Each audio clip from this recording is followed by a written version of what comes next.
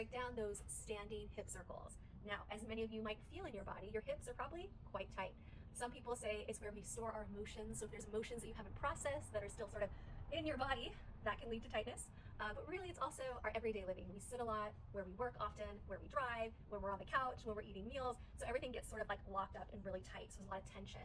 So standing hip circles is a really great way to sort of just reconnect back with your hips. And like anything that is new, or if you haven't done this in a long time, it might be challenging in that you might not find a lot of range of motion or mobility. And again, like everything I teach and do, that is okay.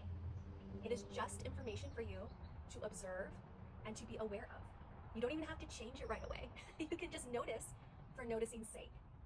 So what you can do is you can stand up and you can bend your knees slightly, and then you can start to do hip circles or sort of checking in with your hips in any way that feels really comfortable. So I went pretty sweeping right away. So I kind of went forwards and back, and I started to reach with my arms, and that was me and what I wanted. And then you might have noticed as I continued, I sort of started to ground myself into the ground, bent my knees again, and I started to do like slower, tinier motions, watching my pelvis just move around those hip joints.